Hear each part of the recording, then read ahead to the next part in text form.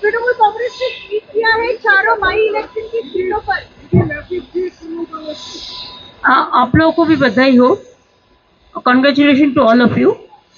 আমার বিশেষ ধন্যবাদ মামাটি মানুষকে। রানাঘাট, বাগদা, রায়গঞ্জ এবং মানিকতলায় যে বাই ইলেকশন ছিল লোকসভা ইলেকশনের পরে, এর একটা রাজনৈতিক গুরুত্বও আছে। তার কারণ একমাত্র মানিকতলাটা আমাদের ছিল, গত 2 বছর ধরে একটা কোর্টে কেস করে এটা ভোটটা করতে দেওয়া হয়নি সাধনদার মৃত্যুর পর। শক্তির জেতাটা খুব ভালো জেতা। কৃষ্ণকল্যাণী রায়গঞ্জে 1 মাস আগে ইলেকশনে আপনারা দেখেছেন, আমরা জানতাম সিটটাও জিতবে, কিন্তু বিজেপি কংগ্রেসকে টাকা দিয়ে ভোট ডিভাইড করে বিভাজনের রাজনীতি করে সিটটা হারিয়েছিল। তখনই আমি কৃষ্ণকল্যাণীকে বলেছিলাম যে তুমি দাঁড়াও, তোমাকে জিততে হবে, তুমি এমএলএ ছিলে এই এলাকায়। এবং ও চ্যালেঞ্জটাকে অ্যাকসেপ্ট করেছিল এবং মানুষ ওকে সমর্থন জানিয়েছেন। আমরা মানুষের কাছে কৃতজ্ঞতা জানাচ্ছি।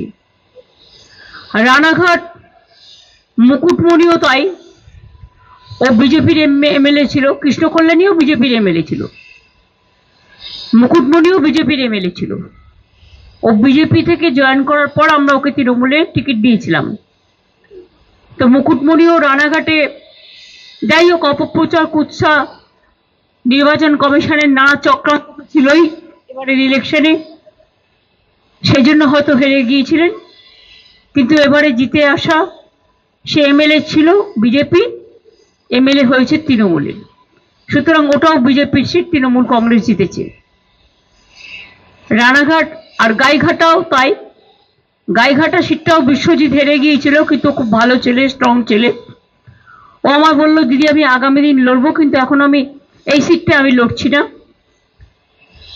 তখন আমরা আমাদের সবচেয়ে ইয়াংগেস্ট প্রার্থী মমতাবালা ঠাকুরের মেয়ে মধুপর্ণাকে আমরা করেছিলাম, এবং মধুপর্ণা খুব ভালো ফাইট দিয়েছে, ওখানকার মানুষ সমর্থন জানিয়েছে, জিতেছে।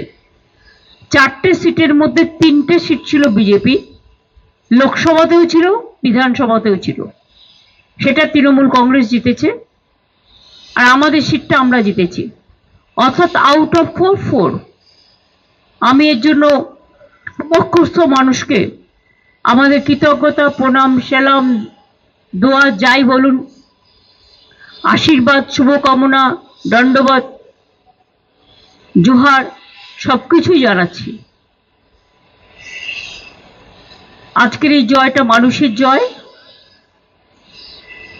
আবার নতুন করে আমাদের সামাজিক দায়বদ্ধতা মানুষের প্রতি, সমাজ সংস্কার, সমাজের জাগরণ এবং বাংলার অস্তিত্ব রক্ষায়, বাংলার মানুষের অস্তিত্ব রক্ষায়, বাংলায় যারা থাকে তাদের অস্তিত্ব রক্ষায়, শান্তি, সম্প্রীতি, সংহতি সবকিছুকে নিয়েই আগামী দিন আমরা কাজ করব।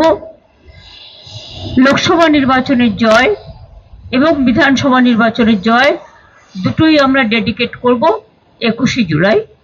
আমরা টোটালটাই যারা নো আইডি নো ভোট এই লড়াইয়ে প্রাণ দিয়েছিলেন তাদেরকে মনে রেখে, গণতান্ত্রিক ধারাকে সম্মান জানিয়ে, অনেক চক্রান্ত সত্ত্বেও মানুষ তো ভোটটা দিচ্ছে, অনেক বাধা, টোটালটাই একদিকে এজেন্সি একদিকে বিজেপি, টোটালটা রুখে দিচ্ছেন, এবং এটা মানুষের কৃতিত্ব টোটালটাই সাধারণ মানুষের।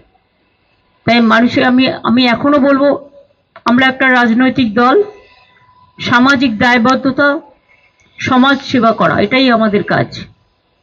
এর থেকে যদি কেউ বিচ্যুত হন তিনি নিজেরটা বুঝে নেবেন, কিন্তু আমি মনে করি আমাদের যত বেশি করে মানুষের কাজ করা যাবে, মানুষের পাশে যাওয়া যাবে, মানুষের বিপদের সাথী হওয়া যাবে, তত বেশি মানুষ আরো ভালোবাসবে, আরো ভালো করে আমাদের কাজ করতে হবে। এটাই আমার। আর সারা ভারতবর্ষও আমি শুনেছি যে বিজেপি পর্যুদস্ত হয়েছে। শুধু দুটো সিটে মনে হয় মধ্যপ্রদেশের রাজস্থানে যেখানে ক্ষমতায় আছে, সেখানে নিজেরা নিজেদের মতো কি করেছে না করেছে আমি জানি না, না জেনে বলবো না। বাদ বাকি সিটগুলোতে তারা মোটেই জয়লাভ করেনি। সুতরাং অল ইন্ডিয়াতেও ট্রেন্ড হচ্ছে টোটাল বিজেপির বিরুদ্ধে।